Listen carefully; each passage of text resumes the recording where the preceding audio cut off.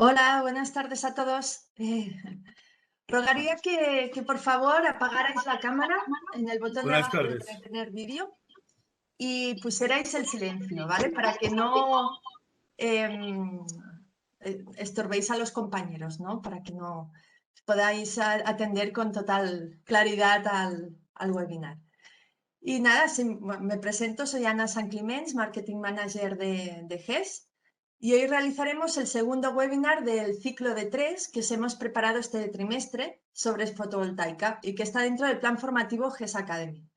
Para los que no lo sepáis, en GES Academy impartimos información tanto a nivel interno, al equipo comercial y técnico de GES, como a los clientes, para poder ofrecer así soluciones y asesoramiento especializado de mayor valor añadido.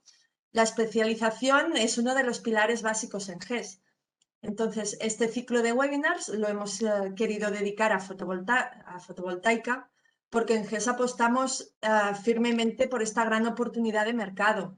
Las energías renovables no son solo el futuro verde energético, sino que ya son un presente y se están potenciando mucho a nivel estatal con ayudas y subvenciones, a la vez que suponen un gran ahorro energético y de costes para el consumidor. Así pues, se ha de aprovechar esta oportunidad.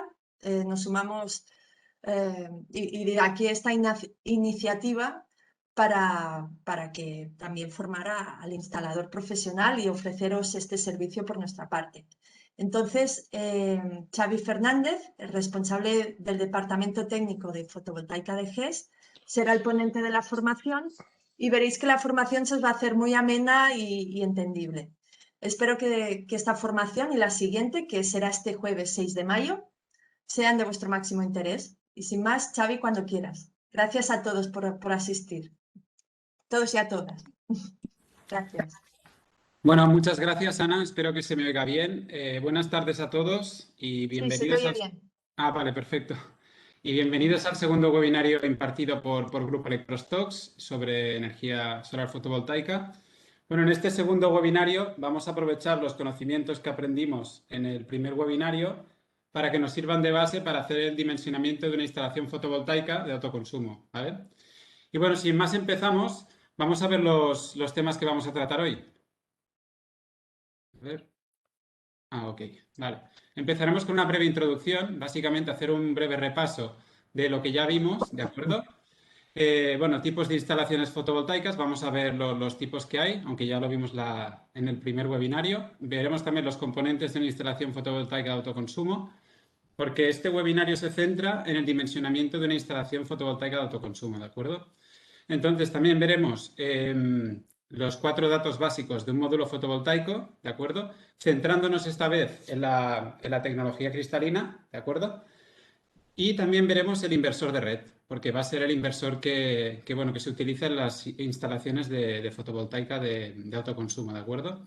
A continuación veremos qué datos necesitamos obtener y cómo los analizamos para luego poder hacer el dimensionamiento, ¿de acuerdo? Entonces, hablaremos de los datos de las hojas que utilizamos en la visita previa a casa del cliente, las hojas de tomas de datos. Hablaremos también de hojas de tomas de datos, pero a nivel de estructura. Veréis también que nombraremos algunas herramientas que son muy útiles, ¿vale? Para poder hacer estas mediciones.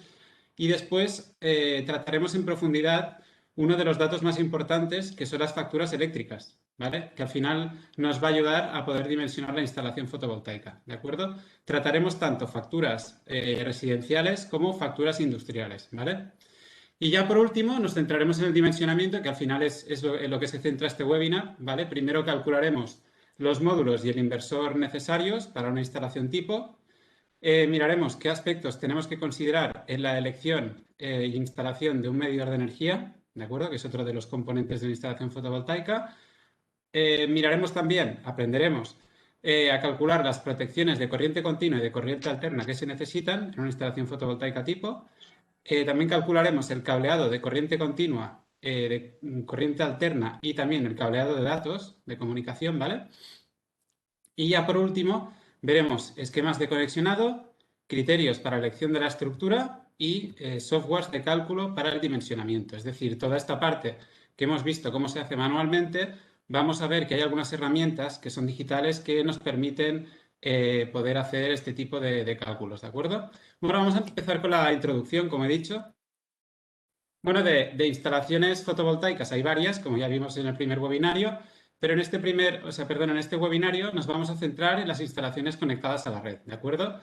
Ya sean autoconsumo con excedentes o sin excedentes, ¿de acuerdo? Al final lo que cambia es, pues, el hecho de tener un meter que combinado con el inversor, pues nos va a permitir no inyectar nada a la red, ¿de acuerdo?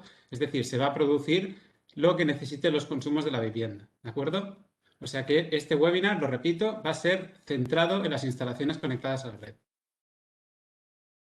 Bueno, en este tipo de instalaciones tenemos varios elementos, ya los vimos también en el primer webinario, pero vamos a repasarlos. Tenemos los módulos fotovoltaicos, como sabéis, tenemos el inversor, bueno, en este caso de red, la estructura, el medidor de energía y una batería, ¿de acuerdo? Que cada vez la batería está más presente en este tipo de instalaciones, ¿de acuerdo? Bueno, aprovecho para nombrar un poco a los fabricantes con los que trabajamos, que son de primer nivel, ¿ok? A nivel de módulos fotovoltaicos trabajamos con Seraphim, Jingli Solar y Jinko Solar. Con inversores trabajamos de la mano de Rielo. Con estructura trabajamos con Sanfer, ¿ok? Y a nivel de medidor de energía, pues bueno, Lovatt Electric, que es el medidor que trabaja con los inversores de Rielo. El medidor de Huawei, que también es un medidor que bueno, que utilizamos mucho porque también trabajamos con el fabricante Huawei, ¿de acuerdo? A través de un distribuidor. Y por último, pues también la batería Cegasa, que también trabajamos con ellos directamente, ¿de acuerdo? Bueno, empezamos con el módulo fotovoltaico. Bueno, recordáis que vimos varias diapositivas sobre qué era un módulo fotovoltaico y cómo se caracterizaba. Vamos a repasar lo más relevante, ¿de acuerdo?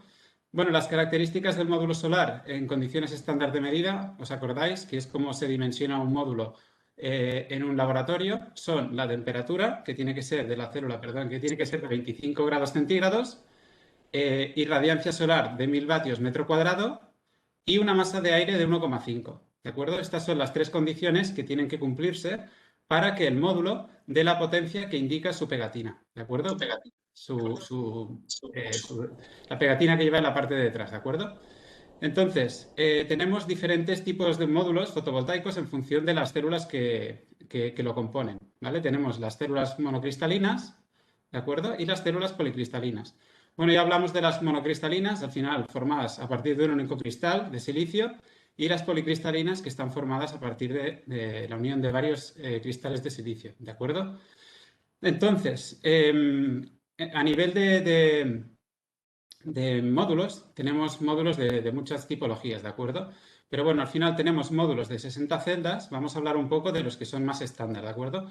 Tenemos los módulos de 60 celdas con medidas de 1,6 de alto por 1 de ancho, por 1 metro de ancho, de 72 celdas, que al final son 2 metros de alto por 1 de ancho, y de célula partida, que son 120 celdas, que son en dimensiones 1,6 de alto por 1 metro de ancho, ¿de acuerdo? Y 144 celdas que son módulos de 2 metros de alto por 1 metro de ancho. Bueno, aquí a la derecha los tenemos representados.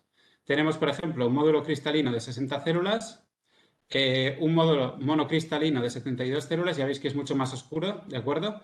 Y a la derecha un módulo monocristalino también, pero de 144 células, ¿de acuerdo?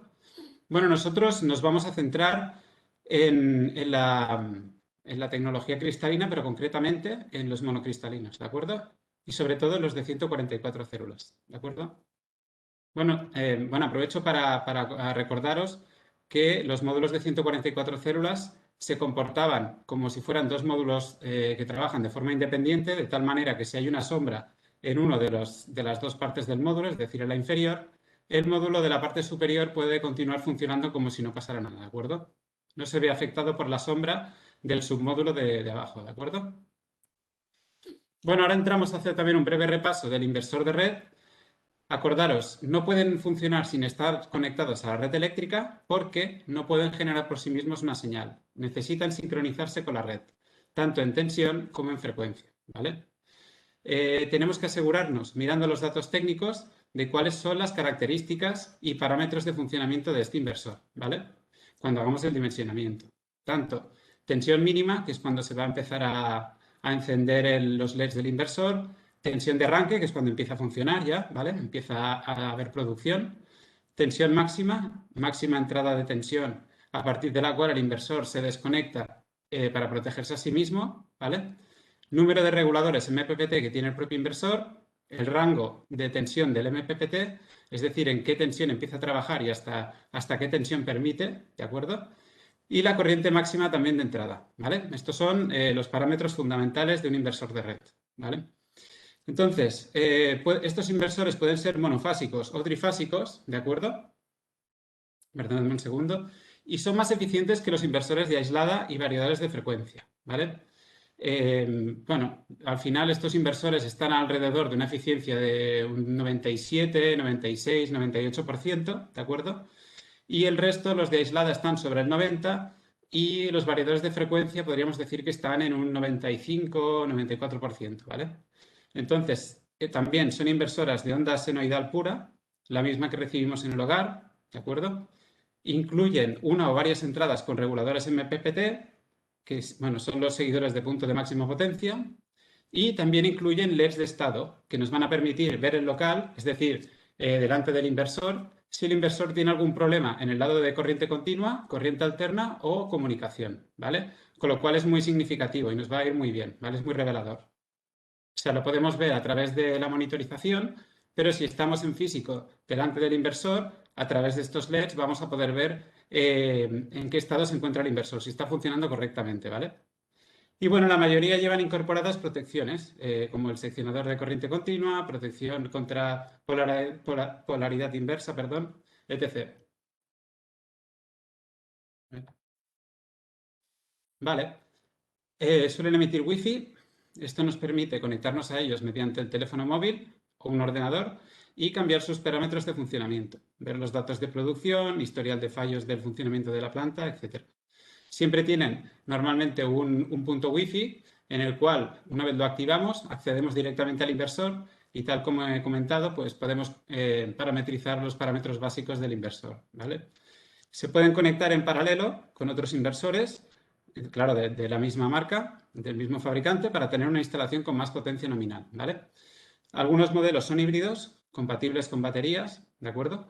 Se encargan de cargar la batería y de extraer la energía necesaria para alimentar los consumos, transformando la corriente continua que viene de baterías en alterna para alimentar esos consumos, ¿vale? Dotan de gran versatilidad a la instalación fotovoltaica.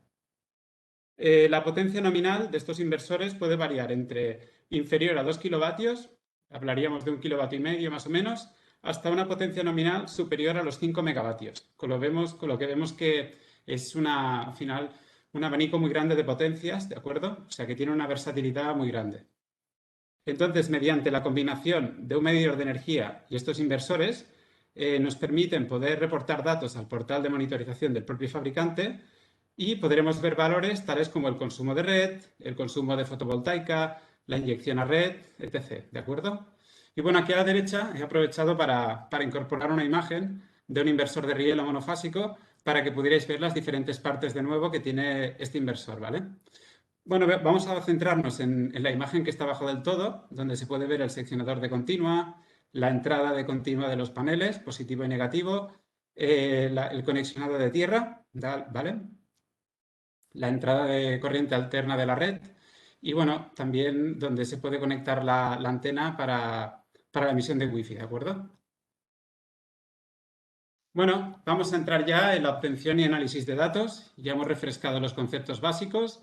Vamos ahora a ver cuáles son los datos principales que tenemos que tener en cuenta y cómo los vamos a obtener, ¿vale? Bueno, lo más importante en este tipo de instalaciones es llevar unas fichas tipo, como podrían ser estas, por ejemplo, de las cuales, pues bueno, nos podremos anotar, por ejemplo, la localización, la potencia contratada del cliente, las 12 facturas del año, ¿de acuerdo? Las facturas eléctricas. Entonces, sobre todo este dato es muy importante. Si podemos obtener las 12 facturas eléctricas del año, podremos dimensionar la instalación mucho más al dedillo, ¿de acuerdo? Entonces, también es muy importante anotar en estas fichas la orientación de la cubierta, ¿vale? Si está orientada a sur, Si no lo está, ¿qué desorientación tiene? ¿De acuerdo? ¿Qué tipo de cubierta es? Si es de tejas, si es tipo sándwich, si es gravilla, si es rasilla, ¿vale? Si es plana, inclinada. Todo esto es muy importante para luego para tener la elección para poder dar con la estructura adecuada, ¿vale? También la inclinación, muy importante, ¿de acuerdo? Superficie de la cubierta, cuántos metros cuadrados tenemos disponibles para poder poner paneles. También tener en cuenta las sombras, es decir, si hay algún edificio alrededor que pueda hacernos sombra, por ejemplo, también si hay, pues no sé, algún tipo de chimenea, si hay árboles, todos los elementos que puedan hacer sombra es muy importante tenerlos en cuenta, ¿vale? Y luego, por otro lado, también hay que tener en cuenta la distancia de los strings hasta el inversor, ¿vale? Que va a ser la tirada de cable de continuo que vamos a tener que hacer, ¿vale? Y necesitaremos saber esa distancia para poderlo dimensionar bien. Después, la distancia del cuadro general de la vivienda al inversor para dimensionar correctamente la longitud del cable de alterna, ¿vale? La instalación de la vivienda si es trifásica o monofásica, ¿vale? Y el inversor si es trifásico o monofásico, ¿vale? Si vamos a elegir un inversor trifásico o monofásico. Porque se puede dar, por ejemplo, una situación en que tengamos una instalación en que la vivienda sea trifásica, pero el cliente tenga todos los consumos en una de las fases y al final instalemos en una instalación interior de una vivienda trifásica, instalemos un inversor monofásico, ¿vale? Después, también es importante anotar el tipo de instalación, si es industrial o residencial, ¿no? Porque al final van a cambiar el tipo de protecciones, el tipo de cableado, bueno, va a cambiar bastantes cosas. Y después también a nivel de comunicación es muy importante saber si el cliente tiene internet o no, ¿vale? Por si hay que poner un router con 4G o cualquier cosa para poder habilitar una comunicación, ¿vale? Bueno, aquí tenemos otra ficha de toma de datos súper importante, ¿de acuerdo?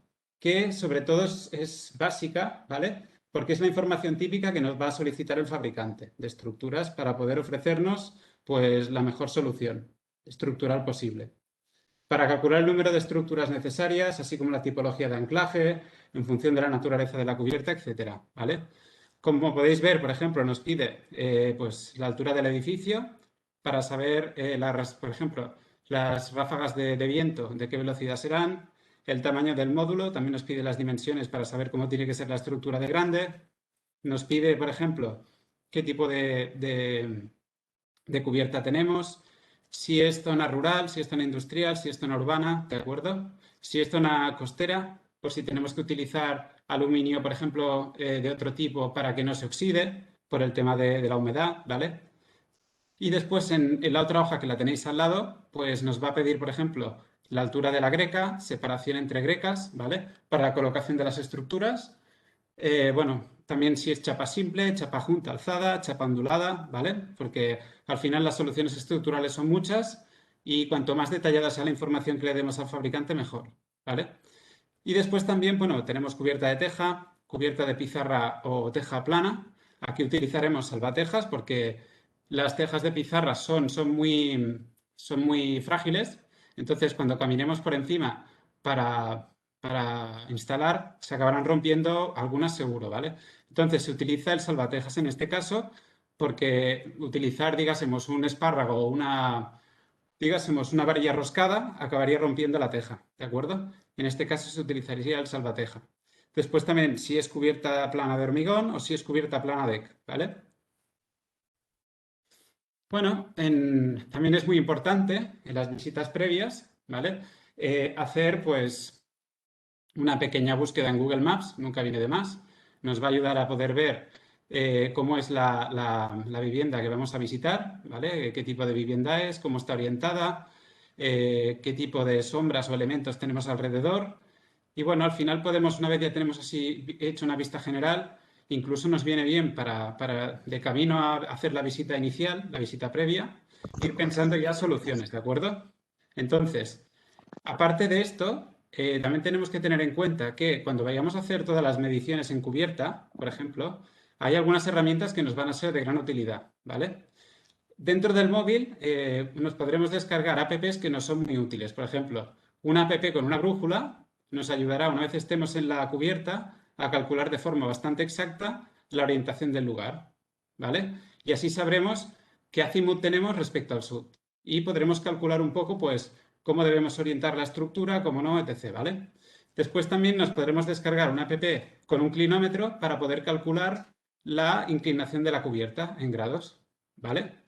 O sea, estas dos apps para móvil son básicas, son gratis y nos van a ayudar muchísimo, ¿vale?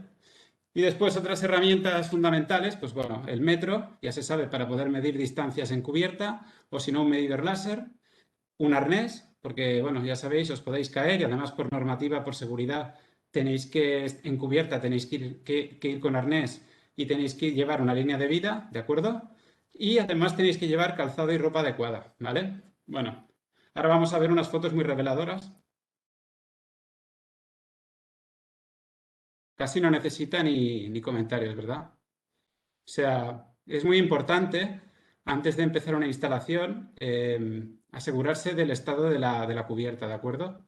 O sea, como veis, estas cubiertas, no hay ninguna que se salve, pero sí, claro, si vosotros hacéis la instalación y después hay algún problema de goteras o lo que sea, y el cliente final se queja y dice que habéis sido vosotros, si vosotros hacéis fotografías, lo miráis todo detalladamente, podréis presentar pruebas para decir que no habéis sido vosotros, ¿de acuerdo? Entonces, este tipo de comprobaciones son primordiales, ¿vale? Por ejemplo, en la foto de la izquierda, como veis, no hay un machembrado, directamente se ve la tela asfáltica.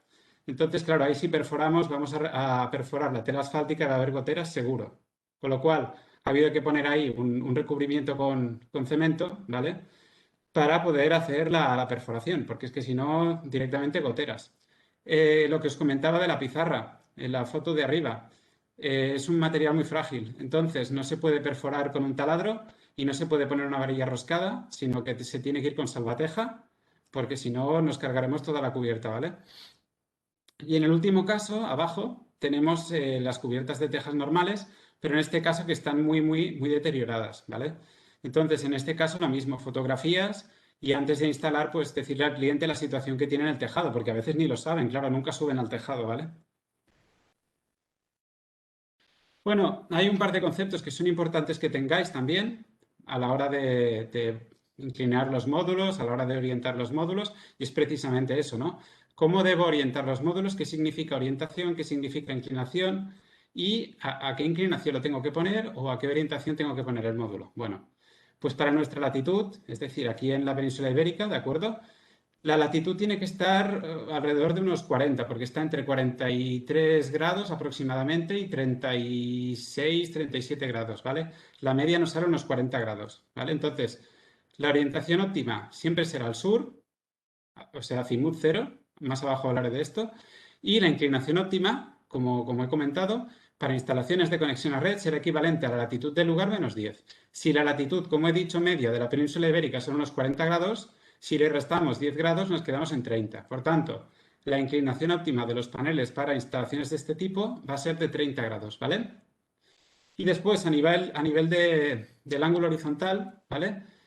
Los ángulos que determinan la posición del módulo fotovoltaico, bueno, tenemos la orientación, que es lo que comentaba ahora, o azimut, que es el ángulo respecto al sur. Vale, este ángulo estará entre menos 90 y 90 grados. Si el ángulo es más grande de 0 grados, diremos que tenemos una orientación este. Y si tenemos un ángulo menor de 0 grados, vamos a decir que tenemos una orientación oeste, ¿de acuerdo?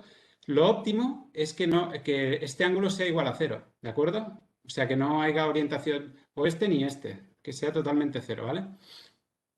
Después, muy importante lo que he dicho, el ángulo vertical o la inclinación, ¿vale? Tiene que ser, en el caso nuestro, tiene que ser de 30 grados este ángulo, ¿vale? Y en la imagen de la derecha podéis ver que cuando ponemos este ángulo, lo levantamos y en nuestro caso lo pongamos a 30 grados o incluso más, ¿vale? Va a proyectar una sombra en la fila de detrás, con lo cual tenemos que dejar una distancia mínima entre fila de módulos para que digásemos, la sombra proyectada no afecte a la fila que está detrás y, por tanto, haya menos producción en nuestro campo fotovoltaico, ¿vale? Después, a nivel de producción, la producción es la cantidad de energía generada por la instalación fotovoltaica. Se suele medir diariamente en kilovatios hora día, mensualmente en kilovatios hora mes o anualmente en kilovatios hora año, ¿vale? Son tres tipos de unidades que se utilizan muchísimo, ¿vale? Por eso las he puesto. Entonces, es muy importante saber que en nuestra instalación siempre va a haber pérdidas de producción, principalmente debidas pues, a la inclinación y orientación de los paneles. Como he dicho, que sea cero total, que sea sur total, es muy difícil, siempre va a haber una orientación este o oeste, ¿de acuerdo? Por tanto, ahí vamos a perder un poco de producción. Habrá también una pérdida en el funcionamiento de los equipos y también, también habrá una caída de tensión en la instalación, ¿vale? Y también habrá una existencia de sombras. Entonces, lo que he dicho, cuando estéis en cubierta, importante, mirar la existencia de sombras, mirar si hay chimeneas, si hay árboles, si hay edificios que son más altos y nos pueden hacer sombra y pensar una solución para eso, si es viable o no es viable, ¿vale? Las sombras, como digo, súper importantes, pueden alterar el funcionamiento de las placas, provocando cambios en la curva de voltaje-intensidad. Para mitigar el efecto se utilizan diodos de bypass que están dentro de la caja de conexiones del propio módulo, ¿vale? Que como se ve en la imagen, lo que hacen es bypassear ese módulo, con lo cual ese módulo no está produciendo y se lo saltan y siguen en la cadena, en la serie de módulos, siguen hacia el siguiente módulo, ¿vale? Y también se utilizan optimizadores que hacen trabajar al módulo dentro de unas condiciones malas, entre comillas, porque hay una sombra que les está afectando, sacar el máximo rendimiento a esa placa, la máxima potencia, ¿de acuerdo? Ahora vamos a ver un resumen detallado de pérdidas. Bueno, como vemos, este es un ejemplo cualquiera, ¿de acuerdo? Pero bueno, vemos que los porcentajes más altos, si os fijáis, en negativo, son las pérdidas más elevadas, ¿vale? Son las que afectan más a la pérdida en producción. Como veis, tenemos un menos 4,24, que es una pérdida debido al nivel de irradiancia, es decir, en ese momento, en esa localización, la irradiancia es un poco menor quizá a la perfecta, para que pueda dar el 100% la instalación, ¿de acuerdo? También un 6,11 en negativo es pérdida fotovoltaica debido a la temperatura. Las temperaturas altas van a afectar muy negativamente a la producción de nuestro campo fotovoltaico, de nuestra instalación, a diferencia de lo que se cree mucha gente, que se cree que en verano es cuando más se produce. Sí que es verdad que tenemos más horas de sol, por tanto vamos a tener mucha producción, pero las altas temperaturas a nivel de curva de potencia van a hacer que esa curva disminuya, ¿vale? Entonces una cosa se compensa con la otra, pero vamos a tener pérdidas, ¿vale? Otras pérdidas importantes, por ejemplo, pues el desajuste de módulos y cadenas, pérdida única del cableado, es decir, caídas de tensión, pérdida del inversor durante la operación, pues también la eficiencia del inversor, ya hemos dicho que no es del 100%, y también aquí muy importante en este caso, y que ahora he hecho a propósito, hay una pérdida del inversor debido a la corriente de entrada máxima. Por eso es tan importante dimensionar bien los sistemas, ¿de acuerdo? Las instalaciones fotovoltaicas. Mirad, en este caso ha habido una pérdida de un menos 14% debido a que hay una corriente de entrada máxima, con lo cual seguramente ese sistema no estaba acabado de dimensionar correctamente, ¿vale? Entonces, por eso es muy importante este webinar para que aprendáis a dimensionar correctamente y no tengáis este tipo de pérdidas, ¿vale? Vamos a seguir. Bueno, entramos ya en las facturas eléctricas, ¿vale? No sé si estáis familiarizados con ellas, pero bueno, al final es un elemento súper importante en este tipo de instalaciones y que se tiene que tener muy en cuenta y saber interpretarlas, ¿vale?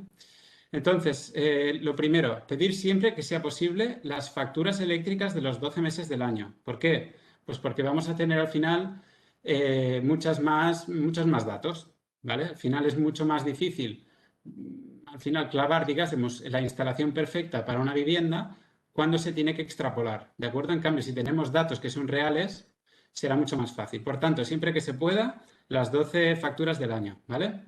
Si solo tenemos la factura de un mes, bueno, pues tendremos que extrapolar mediante el histograma adjuntado de la factura. Lo vamos a ver en la diapositiva después, ¿vale? Si el tipo de contrato que tiene el cliente con la comercializadora no tiene discriminación horaria, tendremos que multiplicar el consumo total de la factura por el 40% para instalaciones residenciales, para saber el consumo diurno. Y un 60% para instalaciones industriales también para saber el consumo diurno. Que al final, si no tenemos un sistema de acumulación como una batería, será el único consumo que podremos cubrir, porque la fotovoltaica obviamente no trabaja de noche, ¿vale? No funciona. Entonces, en caso de facturas industriales de 6 periodos, lo que vamos a hacer es sumar el periodo 1 con el 4 el periodo 2 con el 5, el periodo 3 con el 6, ¿de acuerdo? Porque siempre son de P1 a P6, ¿de acuerdo? Y bueno, aquí tenemos a la derecha, ¿vale? Tenéis un pequeño extracto de una factura, un trocito de una factura, donde se puede ver pues, el importe por energía consumida, ¿de acuerdo? Esto al final, lo que nos importa a nosotros son los kilovatios hora. Esto es lo que vamos a intentar que se reduzca la factura porque consumiremos menos de red y por tanto estos kilovatios hora van a bajar porque directamente los vamos a coger de nuestra propia instalación, ¿vale? Nos tenemos que fijar primero en la energía consumida mensual o bimensual y, como digo, mensual o bimensual, tal y como pone ahí que son 62 días, es decir, bimensual en este caso, ¿de acuerdo? O sea, tenemos que tener prestar mucha atención a cuánta energía y durante cuánto tiempo, ¿vale? Entonces, ¿cómo proceder si solo tenemos una factura? Tendremos que mirar el consumo en kilovatios hora del periodo de tiempo contabilizado y después extrapolar para obtener el consumo mensual de los 12 meses del año. Vamos a ver una factura tipo. Bueno, aquí tenemos a famosa Endesa, ¿de acuerdo? Bueno, lo primero que hacemos es mirar la energía que hemos consumido durante el periodo. Como vemos, hemos consumido entre el 20 de marzo del 2019 y el 22 de abril del 2019, es decir, un mes aproximadamente, hemos consumido 1.310 kilovatios hora, ¿de acuerdo? Eso se ve reflejado en el histograma, en el diagrama de barras que tenéis a la derecha, en la barra del todo de la derecha, ¿vale? Sería una parte de la de marzo y prácticamente toda la de abril, ¿vale?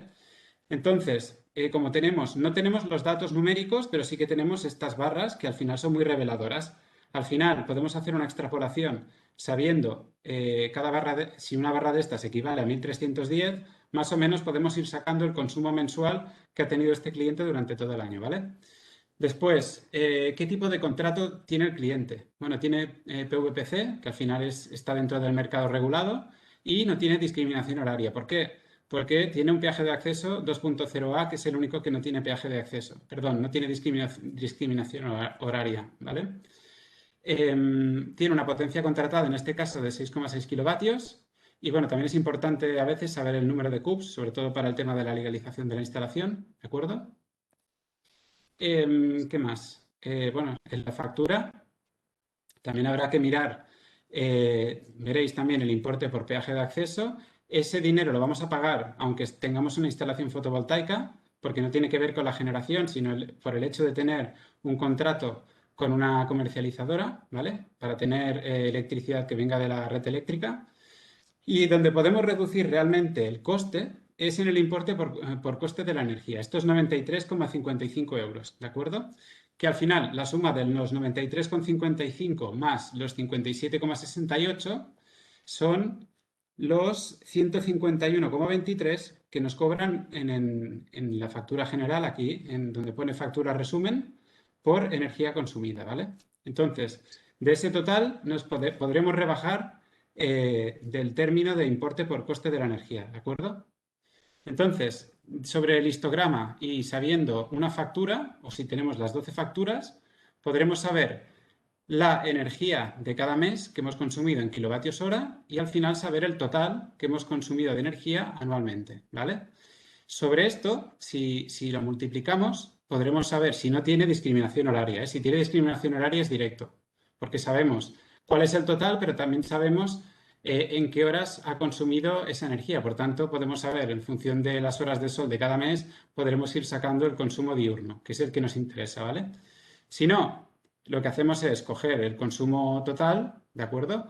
Y de ahí, pues, multiplicarlo por un 40% si es, como he dicho, residencial, o un 60% si es industrial, ¿vale? Bueno, aquí tenemos una factura industrial. Al final es prácticamente lo mismo, ¿de acuerdo? Como veis, tenéis un histograma también, que, bueno, que os va a decir un poco, os va a hablar de todo lo que ha consumido este cliente durante todo el año. Tiene un peaje de acceso 3.1A, el anterior tenía un 2.0A, ¿vale? Claro que son potencias muy diferentes, ya veis que aquí la potencia contratada en P1 son 100 kilovatios, en P2 son 100 kilovatios y en P3 son 200 kilovatios. Esto claramente es una industria potente, ¿de acuerdo? Tiene un CUPS que también lo tendremos que mirar si queremos hacer la legalización, ¿de acuerdo? Y ahora vamos a ver los consumos de P1, P2, P3.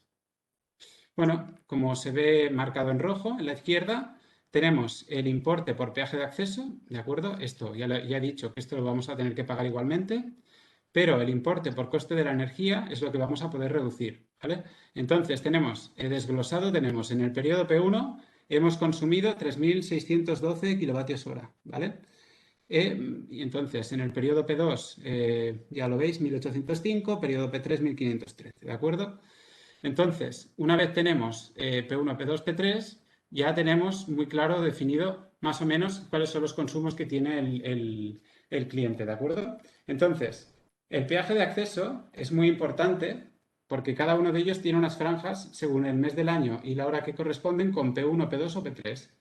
Si sabemos a qué hora sale y se pone el sol ese mes, podremos saber qué parte de cada periodo corresponde a horas solares y por tanto podremos determinar el consumo diurno, que es el que se pueden cubrir con un sistema sin acumulación, es decir, un sistema básico de fotovoltaica, ¿vale? En este caso ya he dicho que el peaje de acceso que tiene el cliente es un 3.1A, ¿vale?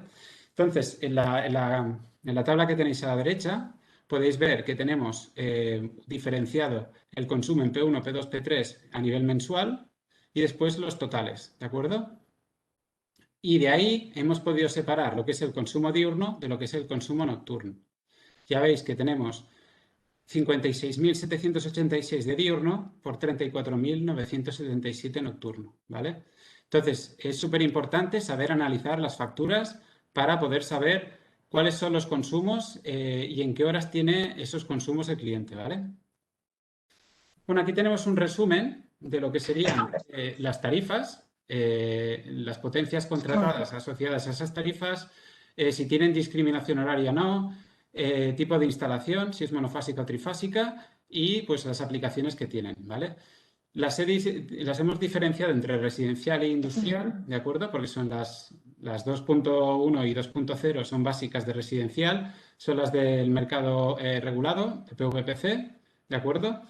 Y bueno, para saber exactamente cómo está dimensionada la instalación eléctrica del interior de la vivienda, es importante mirar el ICP o el IGA, ¿vale? Sobre todo para el medidor de energía, para los trafos de medida. Por eso lo he puesto abajo en negrita, ¿de acuerdo? Esto es muy importante. Entonces, bueno, esto os tiene que servir un poco de resumen, para saber un poco, cuando veáis una factura de la luz, saber exactamente qué tenéis delante. Es decir, qué tipo de factura, si es trifásica, es monofásica, si tiene discriminación horaria o no, y por tanto nos va a revelar los datos de consumo diurno y nocturno muy rápidamente o no, o tendremos que hacer extrapolación. Bueno, esto nos va a servir de resumen, ¿de acuerdo? Bueno, y una vez ya conocemos todos los datos, nos vamos ya a centrar en el dimensionamiento de una instalación fotovoltaica, ¿vale? Primeramente, lo que necesitamos, lo básico, es módulos fotovoltaicos y inversor. Estos son los dos componentes, los dos equipos principales de la instalación que vamos a tener que tener en cuenta para dimensionar, ¿vale? Vale, empezamos con el módulo fotovoltaico. Vamos a analizar un poco todos los datos eléctricos que tiene y que representan cada uno de ellos, ¿vale? Por un lado tenemos, bueno, todos estos datos, ya lo sabéis, como lo he dicho antes, están medidos en un laboratorio bajo las condiciones TEM, que son las condiciones estándar de medida, ¿vale? Entonces, por ejemplo, tenemos el voltaje en circuito abierto, que al final se representa como VOC, que es el voltaje que el panel entrega cuando está desconectado de la instalación. Es muy importante tenerlo en cuenta para reguladores, inversores de red, es el voltaje máximo que nos dará el panel, sobre todo en instalaciones aisladas, que no es el objeto de este webinario porque estamos en autoconsumo, pero que sepáis que este dato es muy importante para ese tipo de instalaciones, por el tema del regulador, ¿vale? La entrada máxima de tensión del regulador. La intensidad de cortocircuito, representada como ISC, es la intensidad en amperios que el panel puede producir cuando está en cortocircuito. Es decir, si unimos el terminal positivo y negativo del panel sin ningún tipo de resistencia, ¿vale? Tenerlo en cuenta para el dimensionamiento de la instalación de autoconsumo, ¿vale? Ahora lo veremos cuando hagamos el cálculo. Es muy importante este parámetro. Voltaje a máxima potencia, es decir, bajo las condiciones de 25 grados centígrados, 1000 vatios metro cuadrado de radiancia y 1,5 de masa de aire, el voltaje máximo que nos puede dar el panel es el que nos va a marcar con este parámetro, ¿vale? Que es la cifra que determina la tensión máxima que nos dará el panel, ¿vale? La intensidad máxima en potencia, pues lo mismo que explica en voltaje de máxima potencia, pero en intensidad. es decir, la intensidad máxima que nos va a dar el panel si tenemos las condiciones estándar de medida. 25 grados, 1000 vatios metro cuadrado, 1,5 de masa de aire, ¿vale? Y por último, potencia máxima, que será el resultado de multiplicar el voltaje en el punto de máxima potencia por la intensidad de máxima potencia, ¿de acuerdo? Y así obtendremos pues la potencia máxima, ¿ok? Actualmente, bueno, aquí pone hasta 500, pero realmente hay algunos módulos que están llegando a 800 vatios pico, ¿vale? O sea que ya se está yendo a potencias muy elevadas en módulos fotovoltaicos, ¿vale? Dimensiones, súper importante, ¿vale? Aunque penséis que no, pero es muy importante de cara a poder dimensionar la estructura y poder colocar los módulos en cubierta. Al final, estamos hablando que los módulos no son pequeños, miden 2 metros por 1 metro. Entonces, nos lo tenemos que pensar muy bien cómo los colocamos y si además tenemos en cuenta que si queremos poner varias filas, unos pueden generar una sombra respecto a la fila de detrás, tenemos que tener en cuenta muy bien cómo los vamos a colocar, ¿vale? Entonces, las dimensiones longitud, anchura y altura nos la va a dar en milímetros y es un dato imprescindible para determinar el número máximo de módulos que caben en una cubierta, ¿vale? Para una instalación de autoconsumo, ya lo hemos dicho, 2 metros de altura por 1 metro de ancho por 40 metros de grosor, ¿vale? Bueno, vamos a calcular, ahora vamos a pasar ya al cálculo de una instalación, ¿vale? Para ella vamos a coger un inversor Rielo de 6 kilovatios pico. Imaginemos que hemos mirado las facturas eléctricas del cliente y más o menos por lo que hemos visto, hemos calculado que con unos 6 kilovatios pico de inversor, y en este caso, como ya sabéis, que lo explicamos en el webinario pasado, debido a las pérdidas tenemos que poner un 20% más de potencia en módulos que en inversor, que en potencia de inversor. Por tanto, si ponemos 6 kilovatios pico, tendremos que poner 7,2 kilovatios, perdón, 6 kilovatios nominales en inversor, tendremos que poner 7,2 kilovatios pico en paneles solares, ¿de acuerdo? Porque, ya sabéis, hay pérdidas y, por tanto, con ese 20% de más que ponemos, nos vamos a asegurar que ese inversor va a dar siempre más o menos la potencia de salida que queremos, que es la de 6 kilovatios, ¿vale? Entonces, cogemos el inversor de 6 kilovatios nominales, ponemos 7,2 kilovatios pico, que al final, si cogemos módulos de 400, eso representa 18 módulos de 400 vatios pico. Si multiplicamos los 400 vatios de cada panel por 18 paneles, nos va a dar 7.200 vatios pico, que son 7,2 kilovatios pico, ¿vale? Vamos a mirar los parámetros del panel. ISC, ya lo hemos definido antes, 10,16 amperios. IMP, también definido antes, 9,65 amperios. El VOC, 49,29 voltios. Y VMP, 41,48 voltios, ¿vale? Aquí tenemos el inversor que hemos cogido para hacer nuestro dimensionamiento, un inversor Rielo Sirio RS de 6.0 monofásico, ¿vale? Aquí tenéis los parámetros eléctricos que os tienen que importar y los parámetros al final que tenéis que tener en cuenta. Por ejemplo, la máxima corriente de cortocircuito de entrada son 30 amperios, ¿vale? Es un inversor que, como veis, tiene 2 MPPTs y tiene una entrada por MPPT, es decir, que el número total de entradas son 2, ¿de acuerdo? Hay inversores que tienen 2 MPPTs, pero a lo mejor pues, pueden tener 2 entradas por cada MPPT, ¿vale? En este caso no, es directo. 2 MPPTs, una entrada por MPPT, ¿vale?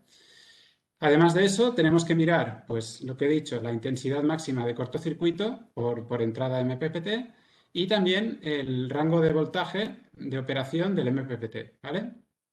Vamos a ello. Y también el voltaje de entrada máximo, ¿vale?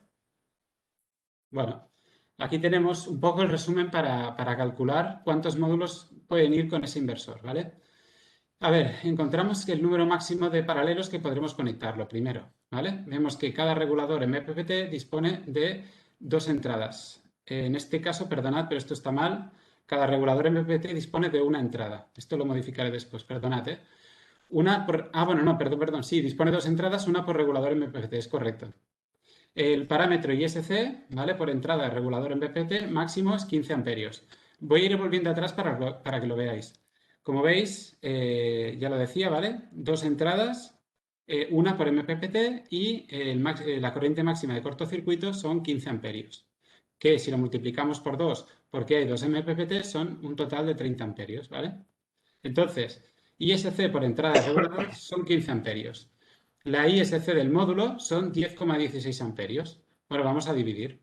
Si tenemos 15 de máxima en el inversor y la máxima en el módulo es 10,16, nos da 1,48. Por tanto, no podemos llegar a hacer un paralelo, aparte que el inversor no nos lo permite porque solo tiene una entrada por MPPT, pero aparte por niveles de intensidad nos pasaríamos, ¿vale? O sea, no podemos. Solo podemos hacer un string por entrada MPPT, ¿vale? Como he dicho antes, hay inversores que tienen más de una entrada por MPPT y se pueden hacer paralelos, ¿vale? Por tanto, todo correcto, seguimos para adelante. Vamos a mirar las tensiones. Encontramos el número máximo de módulos en serie que vamos a poder conectar. El rango de tensión del inversor en MPPT es desde 90 voltios a 580 voltios, ¿vale? Y la tensión de entrada nominal son 360 voltios. En cuanto al módulo, tenemos que el voltaje en el punto de máxima potencia es de 41,48 voltios y el voltaje de circuito abierto son 49,29, ¿vale? Entonces, dividimos dentro del rango de tensión del inversor el parámetro de tensión máximo, 580, lo dividimos por el voltaje en el punto de máxima potencia y nos da que podemos meter hasta 14 módulos en serie como máximo, ¿vale? Entonces vamos a hacer una revisión a ver si se encuentra dentro del límite del inversor, ¿vale? Si multiplicamos los 14 módulos que tenemos por los 41,48, como hemos visto antes, nos da 580 voltios, ¿vale?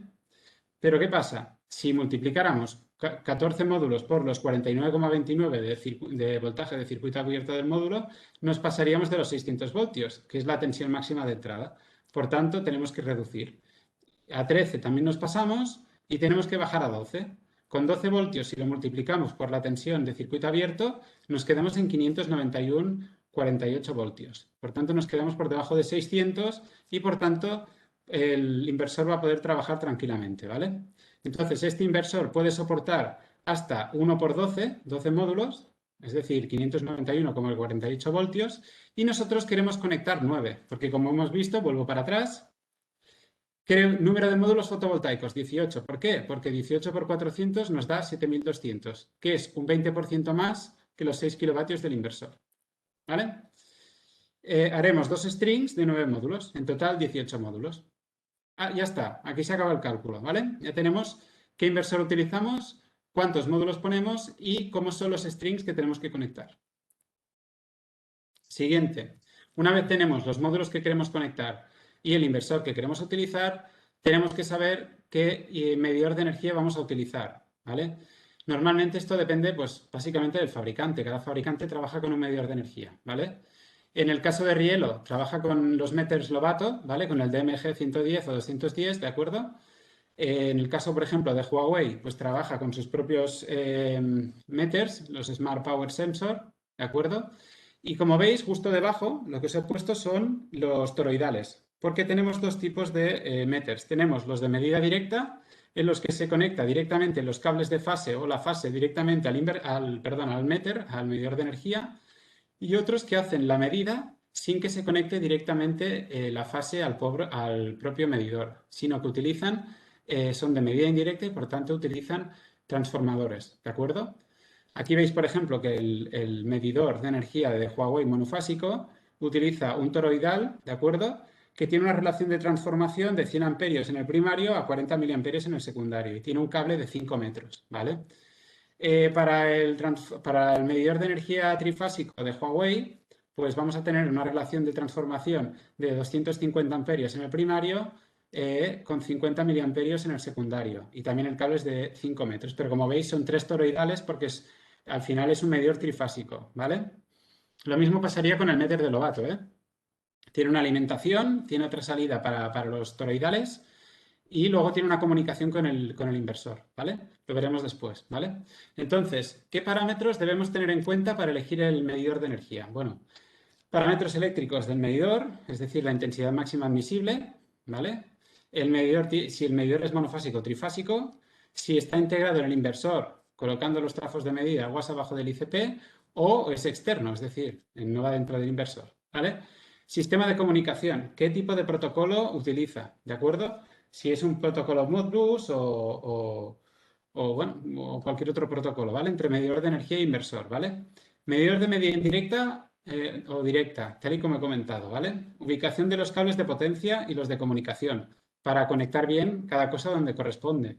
Necesidad o no de equipos adicionales para la configuración del vertido a cero. Como hemos dicho, estos equipos, juntamente con los inversores, son los que hacen que se pueda hacer una inyección cero. Pero ¿qué pasa?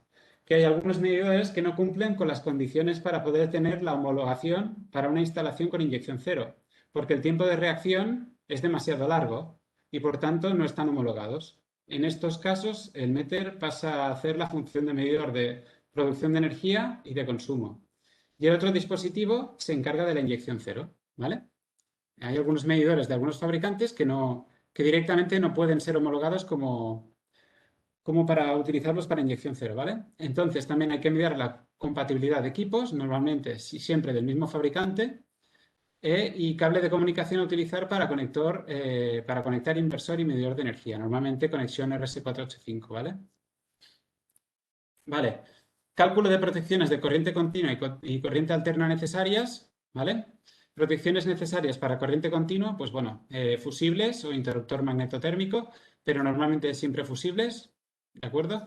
Protector contra sobretensiones debido a las descargas atmosféricas y seccionador de corriente continua, ¿vale? Normalmente este seccionador ya lo lleva incluido el propio inversor, pero bueno, hay a veces que se incluye aparte, ¿vale? Sobre todo en cajas externas de string, hay veces que ya se incluye también un seccionador, ¿vale?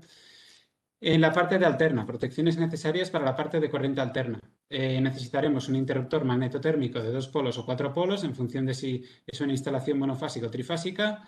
Interruptor diferencial de 2 polos o 4 polos clase A, sobre todo porque si no van a saltar debido sobre todo a los armónicos que produce el inversor cuando está generando, cuando está produciendo energía, ¿de acuerdo? La sensibilidad de disparo va a ser diferente en función de si es residencial o industrial. Esto es por el reglamento de baja tensión. 30 miliamperios para instalaciones residenciales, 300 miliamperios para instalaciones industriales, ¿vale? Y también tendremos que poner en la parte de alterna un descargador de sobretensiones, ¿vale? En cuanto a la puesta de tierra, tendremos que poner a tierra la estructura de la instalación y la carcasa del inversor si es que tiene la posibilidad, porque hay algunos inversores que no tienen un lugar donde conectar el cable de tierra para poderlo conectar a una pica de tierra aparte o lo que sea, ¿vale? Entonces, utilizaremos cajas seccionadoras o una piqueta diferente de la vivienda para la estructura, ¿vale?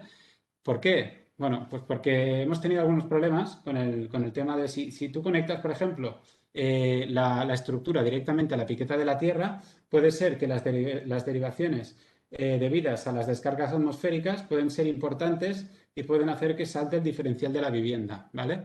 Entonces, se recomienda que la tierra que viene de las estructuras, ¿de acuerdo?, se conecte en una pica aparte y si se quiere conectar algo a la pica de la propia vivienda, de la red eléctrica interior, se conecte pues lo que sea el inversor, ¿vale? Pero como pone en negrita, nunca conectar la tierra de la estructura a la piqueta de la vivienda, ¿vale?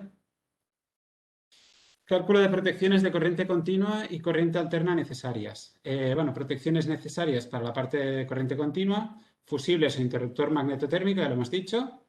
Algunos equipos incluyen estas protecciones siempre que no se hagan paralelos entre strings, ¿vale? Mirar ficha técnica del equipo, pero la recomendación es ponerlos siempre externos. Da igual que los lleven. La recomendación es siempre ponerlos, ¿vale? Para su dimensionamiento hay que mirar en la ficha técnica del equipo la máxima corriente de cortocircuito de entrada por MPPT, ¿vale? Pondremos un fusible con una intensidad de fusión inferior a la máxima corriente de entrada por MPPT, uno por cada cable de string, positivo y negativo, ¿vale? Descargador de sobretensiones. Algunos inversores también ya lo llevan incorporado, pero como lo vuelvo a decir, lo ponemos, ¿vale? Nunca está de más, tampoco es tan elevado el coste, entonces la seguridad siempre es lo primero. Entonces, tendremos que mirar la ficha técnica del equipo, pero la recomendación es ponerlo siempre. Siempre colocaremos un descargador de sobretensiones transitorias tipo 2, de 1000 voltios en continua, ¿vale? Seccionador, ya lo he dicho, y de hecho hay una imagen arriba en la misma diapositiva, marcada en rojo, cuadriculada en rojo, que se ve el seccionador de continua de un inversor rielo monofásico, ¿vale?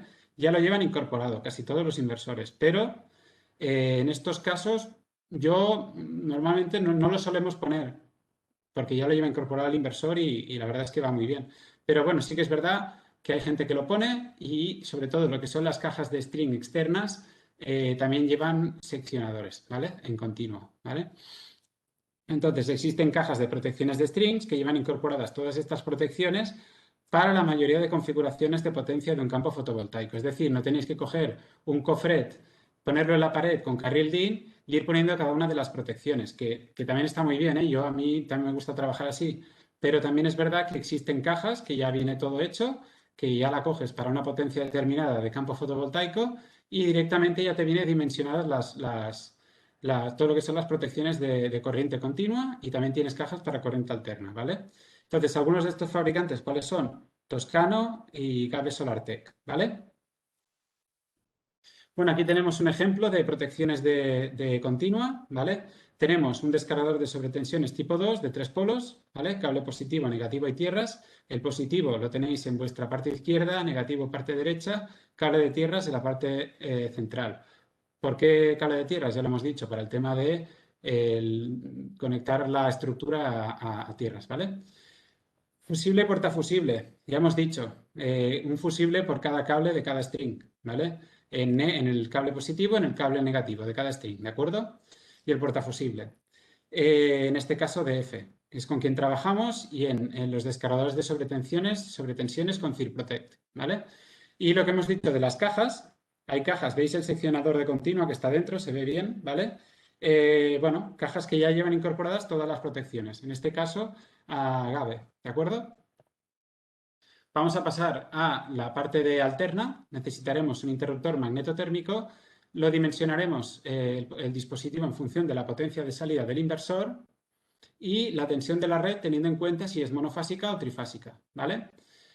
Bueno, vamos a poner un par de ejemplos para que lo veáis, ¿vale?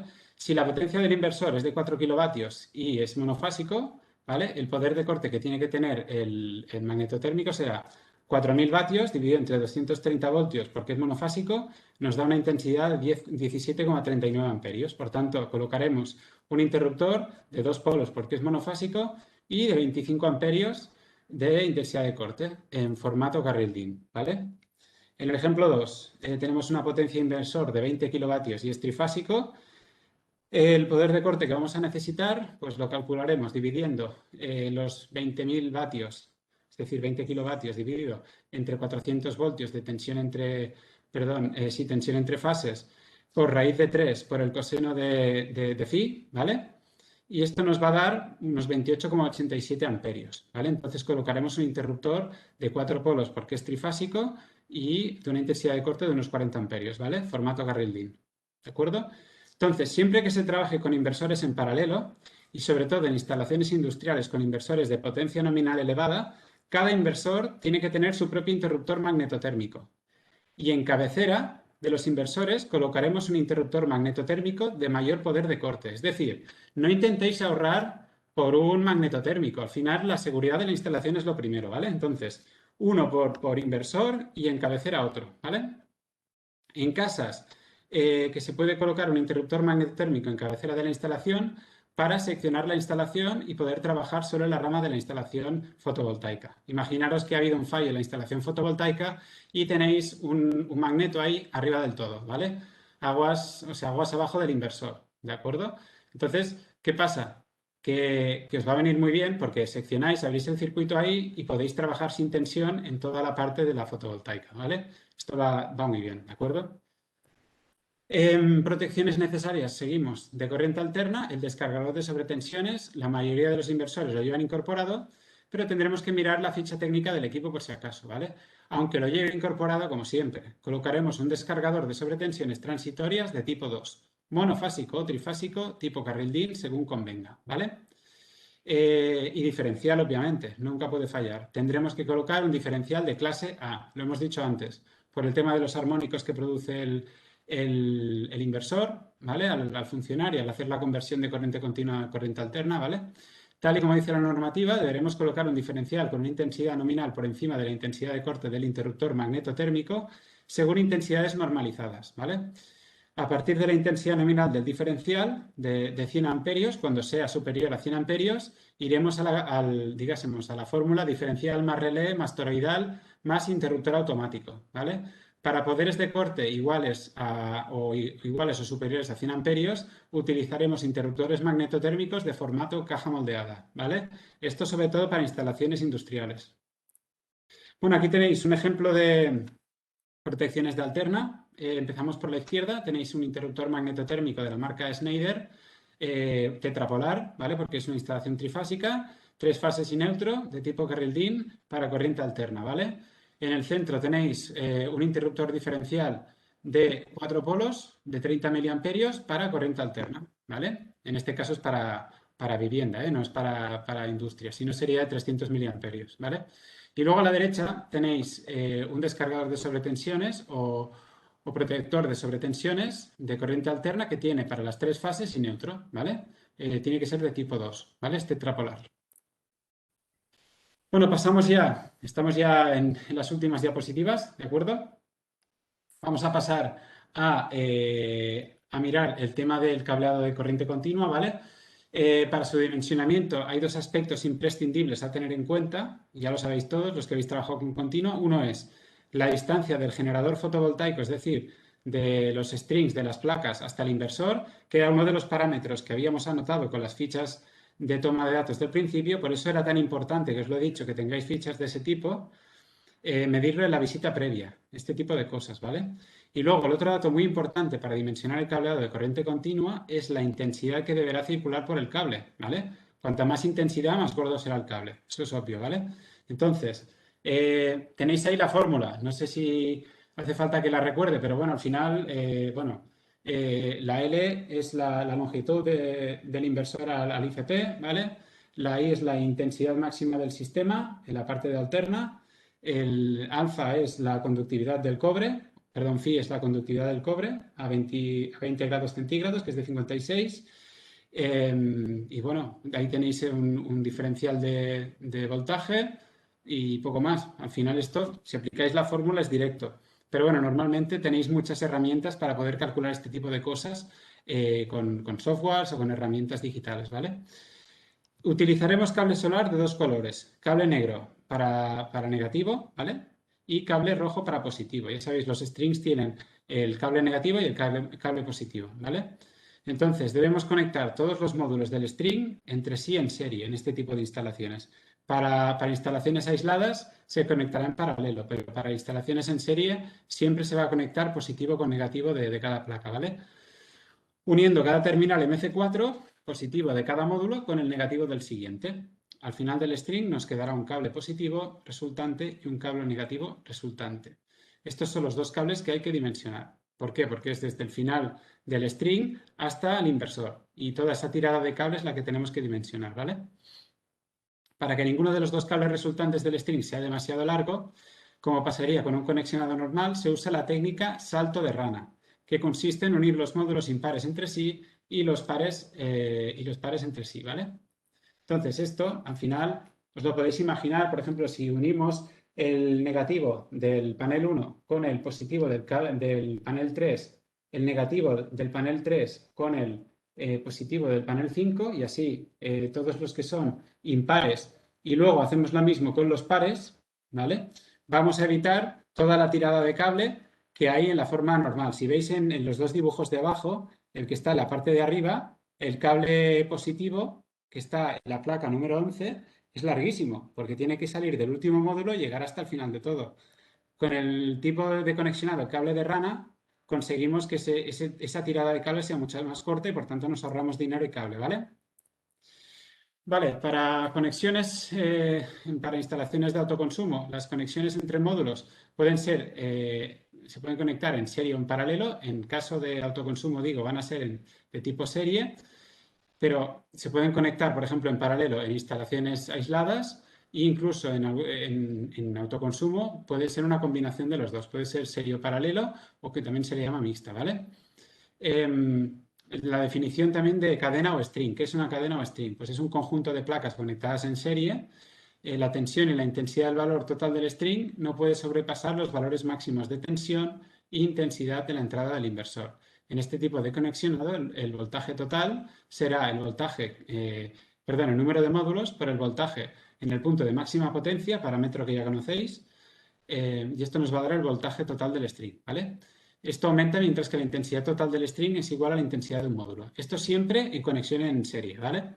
Abajo tenéis las características y el dibujo de cómo se conexiona en serie y a la derecha tenéis cómo se conexiona en paralelo. Como decimos, y está marcado en rojo, la conexión en serie es la que se utiliza en instalaciones de autoconsumo, ¿vale? Son conexionados que comparten un terminal, conexión permite aumentar la tensión final en los extremos de la célula equivalente, la intensidad es constante e igual en cada módulo y módulos diferentes la intensidad la fijará el valor menor, ¿vale? Mucho cuidado con eso, ¿vale?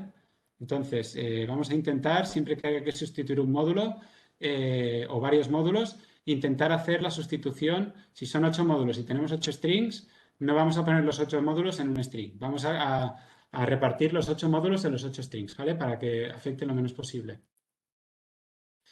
Bueno, el cálculo del cableado de corriente alterna, ¿vale? Entonces aquí tenéis básicamente la fórmula. Tenemos que intentar que no sea superior al 1% la caída de tensión, según el reglamento de baja tensión, y es recomendable no superar el 3% de caída total de tensión de la instalación, ¿vale? En cuanto al cableado de datos, lo necesitaremos cuando conectemos el inversor con el medidor de energía, el meter, ¿vale? Se va a utilizar cable apantallado de categoría 5 para conexión RS485 normalmente. Deberemos saber la distancia entre inversor y el cuadro general del cliente, ¿vale? ¿Por qué? Porque el medidor de energía va en el cuadro general del cliente, ¿de acuerdo? Se va a conectar hasta allí. Para conectar el inversor con Internet se puede hacer mediante Wi-Fi, pero lo más recomendable es mediante un cable de Ethernet directo hasta el router, ¿vale? Para poder transmitir todos los datos que tiene el inversor al portal de monitorización, ¿vale? Pasar el cable de comunicación separado siempre del cable de potencia. ¿Por qué? Para evitar interferencias en el cable de datos, ¿vale? Que esto pasa mucho. Y ahora vamos a ver ya, para acabar, los esquemas unifilares. Aquí tenéis un esquema unifilar de cómo sería el conexionamiento, ¿de acuerdo? Empezaríamos por la derecha abajo, veis de los 18 módulos que hemos dimensionado en el apartado anterior, ¿de acuerdo? Dos strings de 9. Como veis, cable negro negativo y cable rojo positivo. Cada uno tiene un fusible de 15 amperios, ¿de acuerdo? Y tienen un descargador de sobretensiones. El string B, que está justo debajo, lo mismo, ¿de acuerdo? 9 módulos en el string A, 9 módulos en el string B. Llegan a la parte de continua del inversor. El inversor es un Rielo Sirio RS 6.0 de 6 kilovatios, ¿de acuerdo? Por la parte de alterna, tenemos las protecciones de alterna. Un interruptor diferencial de 2 polos, porque es un inversor monofásico con un poder de corte de 40 amperios y de una sensibilidad de 30 miliamperios, porque es una instalación residencial, ¿vale? Luego tenemos un interruptor magnetotérmico de 2 polos y de 32 amperios de poder de corte. Y que además lleva un sobretensiones, que lo veis ahí dibujado justo debajo, ¿vale? De tipo 2, ya lo hemos dicho. Este cable va a ser normalmente de 6 milímetros cuadrados, igual que el cable rojo y negro de la parte de continua será de 4 también o 6 milímetros cuadrados, ¿vale? Depende de distancia e intensidad que tenga que circular, ¿vale? Y luego, en la parte, digásemos, de la rama general de la instalación eléctrica del cliente, tenéis el IGA, ¿de acuerdo? A más allá del IGA, vamos a conectar ahí los toroidales. Aguas abajo del IGA vamos a conectar los toroidales del medidor de energía, ¿vale? Para que pueda transmitir toda esa información de consumo de red al inversor, ¿vale? Tenéis el contador de consumo, que es bidireccional, ¿vale? Puede hacer lecturas tanto de consumo de red como de inyección a red, de lo que nos sobra, de lo que producimos y nos sobra e inyectamos, ¿de acuerdo? Y bueno, así es como iría conectado, ¿de acuerdo? Perdón. Después tenemos aquí una conexión entre un inversor Rielo y un medidor de energía Lovato, ¿vale? Cómo iría conexionado. Por un lado, empezando por la izquierda, tenemos lo que sería la alimentación es un inversor trifásico, ¿eh? La alimentación del inversor, ¿de acuerdo? 3 fases y neutro, alimentamos. El inversor se comunica con Wi-Fi, ¿vale? Con el router para poder comunicar los datos al portal. Después, la comunicación entre el inversor y el medidor de energía, en este caso el Lovato, es mediante un cable FTP categoría 5, ¿vale? Mediante conexión RS485, ¿vale? El analizador de redes Lovato tiene una medida de tensión, que es lo que nos va a ayudar a saber cuánto estamos consumiendo de red, ¿de acuerdo? Por ejemplo. Y después tiene unos toroidales, S1, S2 y S3, que se van a colocar uno por fase, ¿de acuerdo? También para poder medir bueno, pues lo que pasa por cada fase, ¿de acuerdo? Entonces es muy importante el sentido en el que se colocan los toroidales. Los toroidales siempre tienen una flecha dibujada y esa flecha siempre tiene que estar en dirección hacia los consumos, ¿vale? Siempre poner así, porque si no al final cuando hagamos la monitorización van a salir valores negativos. Los toroidales tienen que tener la flecha en dirección hacia los consumos, ¿vale? Y como veis tiene un número A1 y A2, ¿vale? Que al final es la alimentación del propio meter, ¿vale? Así es como se conexiona. Después tenemos un esquema general que vemos los módulos fotovoltaicos, cómo entran en el inversor se comunica vía Wi-Fi con el router, ¿vale? Y el router envía toda la información a un portal que es el Rielo Cloud, ¿vale? Y que también, pues al final se puede acceder vía una app de móvil, se puede acceder a ese Rielo Cloud para tener la monitorización de la instalación, ¿vale? Ese inversor se conecta perdón, al medidor, en este caso, perdón, es un monofásico y por tanto lleva el meter incluido y por tanto solo necesitamos conectar el trafo de potencia, ¿vale? de medición más allá del cuadro general de protección, que es este de alterna, ¿de acuerdo? Entonces el meter aquí en este caso ya iría incluido dentro del inversor y solo tenemos que tirar el cable que hemos dicho antes, FTP de categoría 5, hasta más allá del cuadro de protecciones, ¿vale? Y bueno, ya para acabar, la estructura. Criterios para la elección de la estructura. Para poder elegir la estructura correcta será imprescindible que conozcamos los siguientes datos. Dimensiones de la cubierta o espacio donde se vayan a ubicar los módulos. Inclinación de la cubierta o espacio en grados, ¿vale? Tipología de la base que sustentará la estructura, cubiertas de tejas, pizarra, gravilla, terreno de tierra, pérgola, etc., ¿vale? Si es una cubierta de una casa, mirar el material que se va a perforar para clavar la estructura, para evitar goteras. Lo hemos visto en las fotos del principio, ¿vale? Mucho cuidado. Mirar si hay tela asfáltica, machimbrado, ¿vale? Si es una cubierta metálica, distancia entre grecas, número de grecas, todo esto sale reflejado en la ficha de toma de datos de las estructuras. También la hemos visto antes, ¿vale? En función de estos parámetros podemos elegir estructuras coplanares, inclinadas, para cubierta de teja, cubierta metálica, para clavar en cubierta, para fijar con lastres de hormigón. Tenemos muchísimas posibilidades, ¿vale? ¿Quién nos va a dar todo esto? Nuestro fabricante estrella Sanfer, ¿vale? Perdón. Tipos de soportes, bueno, coplanares, verticales y horizontales, ¿vale? Ya veis, con varilla roscada, en este caso se perfora, ¿de acuerdo? En lo que sería la teja.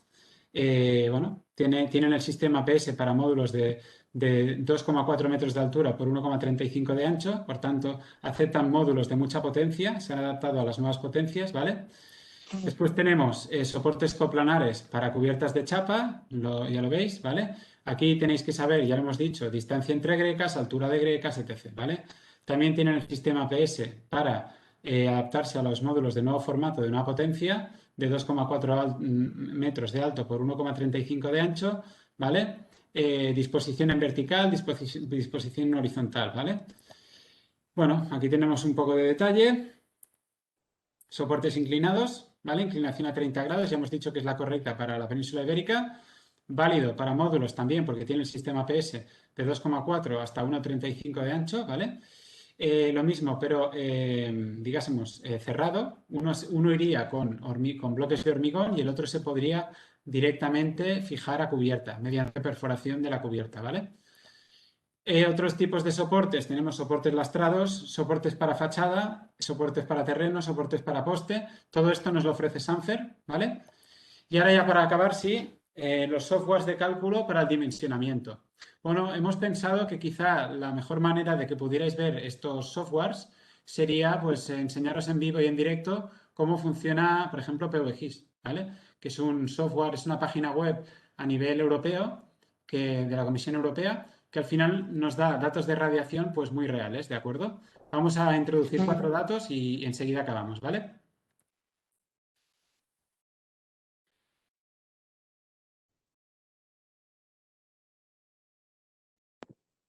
¿Se ve?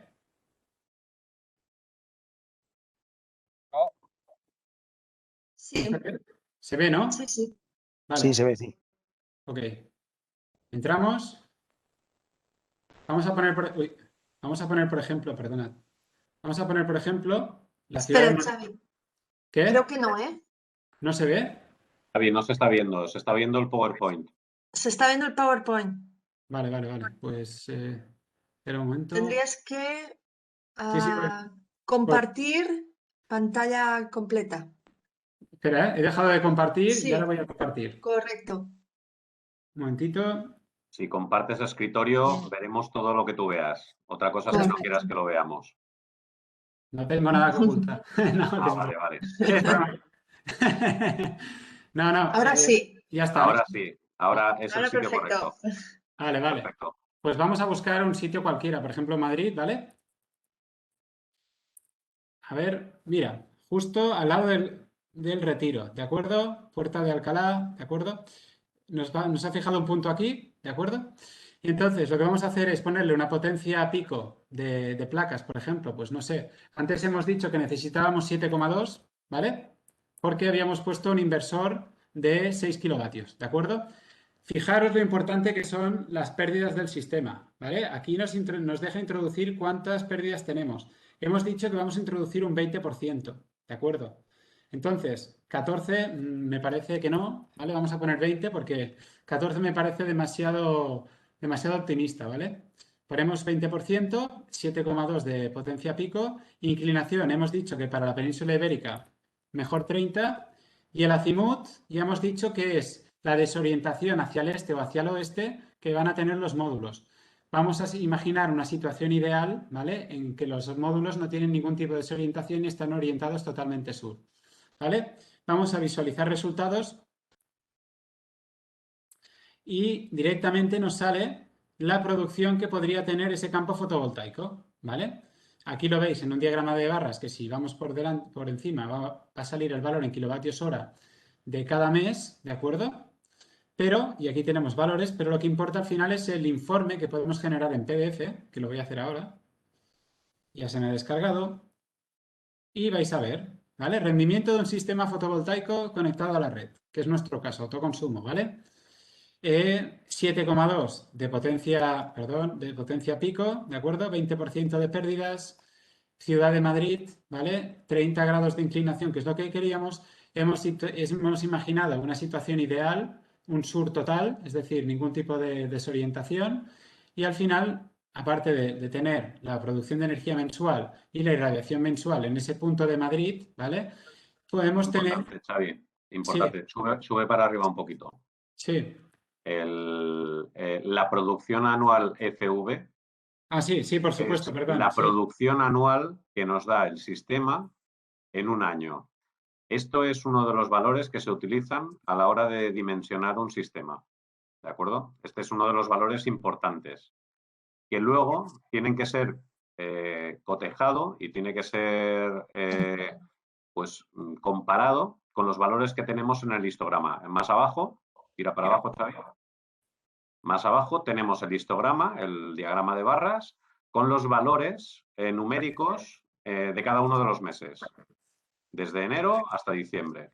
Eso nos va a decir cuál es la producción de cada uno de los meses y es lo que nos va a decir si vamos a ser capaces de, en horas solares, aportar con la fotovoltaica toda la necesidad que tenemos de consumo, ¿vale? Y es a través de estos valores a través de los cuales vamos a poder hacer un ajuste más fino de la instalación conforme a nuestras necesidades, ¿vale? Y como recomendación también, siempre, la instalación más óptima es aquella que está dimensionada para el consumo necesario.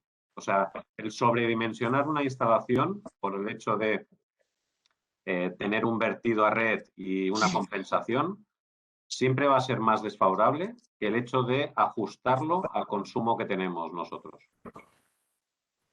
Perdona, Xavi, era una puntualización nada más. No, bien, porque me lo había dejado, sí que toda la razón. Luego, además, bueno, veis aquí además digásemos, en esta tabla, ¿de acuerdo? Por ejemplo, la producción mensual que vamos a tener en kilovatios hora, ¿vale? Para enero 652, si os vais al diagrama de barras, al final 652, bueno, sí, ya aparece. ¿Ves? Este próximo a 750, 712, 900. Bueno, aquí tenéis la producción mensual, ¿vale? Entonces, ¿por qué va muy bien esto? Bueno, pues para hacer una primera toma de contacto, ¿vale? Con la instalación fotovoltaica. Voy a pasar a compartir otra vez el PowerPoint y ya acabamos, que estábamos ya viendo lo último. A ver, ¿se ve ahora? ¿Se ve, no? Sí, que se ve, se ve, se ve, se ve. Sí, sí. Sí, Vale, ahora Perfecto. se ve el PowerPoint. de acuerdo, pues esto sería lo que hemos dicho de PVGIS. Ya veis, he marcado en rojo las partes importantes. Potencia pico debemos introducirla nosotros. Pérdidas de sistema la vamos a introducir nosotros, ya hemos dicho un 20 para ir bien.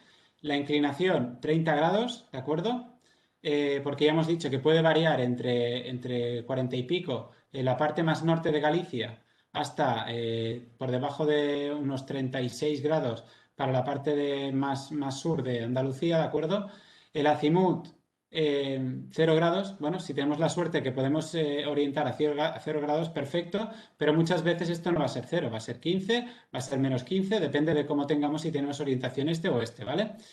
Ponemos aquí dónde queremos ir, si tenemos las coordenadas de longitud y latitud las ponemos para ir al punto exacto y visualizamos resultados y ya nos va a generar un documento como estos, ¿vale? O sea que súper bien, ¿vale? A nivel de producción.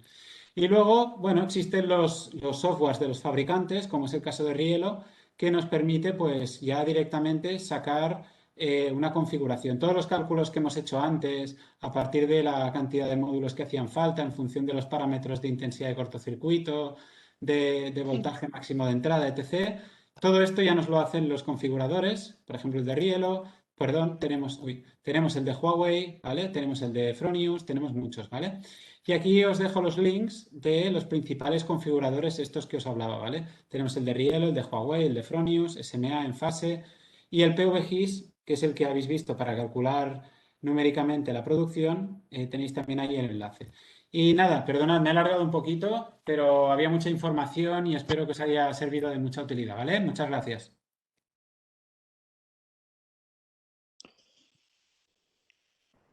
¿Hay alguna pregunta entre los asistentes? A ver. No sé si se me oye. Sí. Nada, yo quería preguntar, el tema este de los software para los cálculos, el de Riello, por ejemplo, ¿ese tipo de software nos lo facilita Riello con el inversor o nos lo facilitaría antes para comprar el inversor? No tiene nada que ver. Es un software totalmente gratuito, ¿vale? Que tú entras y realmente en el de Rielo te tienes que registrar, ¿vale? Tienes que hacer, al final, cada vez que entras tienes que hacer un login, ¿de acuerdo? Sí. Usuario y password. Entonces, simplemente, pues lo tienen de forma gratuita y tú entras ahí para dimensionar tus instalaciones. No tiene nada que ver con que tú compres Rielo, no, lo tienen de forma gratuita, ¿vale? Vale, muchas gracias. A ti. Hola, ¿qué tal? ¿Se me oye? Hola, buenas tardes. Hola, buenas tardes. Mire, yo tenía la siguiente pregunta. En una cubierta inclinada de tejas, que bueno, pueden ser unos 15 grados, Ujú. ¿se montarían las placas fotovoltaicas coplanares o las intentarías inclinar para conseguir los 30 grados óptimos? Bueno, Porque si las inclinas, entiendo que tienes que separarlas un poquito también por el tema de las sombras, según el claro, diagrama que nos has enseñado. Si quieres, Xavi, contesto yo.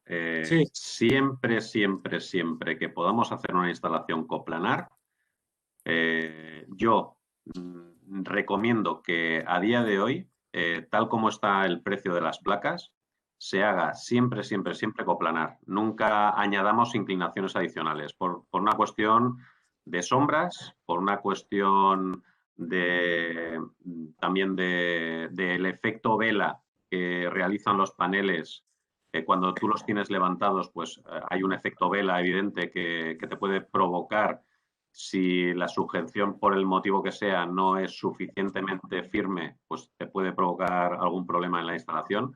Por lo tanto, eso cuando los paneles costaban 600, 700 euros cada panel, pues se podía entender. O sea, se podía entender que buscases el máximo rendimiento, buscases la mejor de las inclinaciones, la mejor de las orientaciones, pero hoy en día es preferible colocar los coplanales, colocar 1 o 2 paneles más y tener una instalación mucho más sencilla. Va a ser mucho más rápido de montar, va a ser mucho más sencilla y mucho más segura, que es lo más importante para mí. Es mucho más segura. Perfecto, pues muchas gracias. Nada.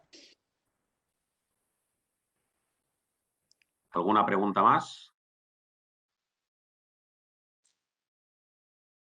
Bueno, pues si no hay más preguntas, Ana, damos por concluida la formación. Perfecto, pues nada. Agradecer a todos los asistentes y nos vemos el jueves en la próxima. Muy bien. Muchas gracias a todos por asistir.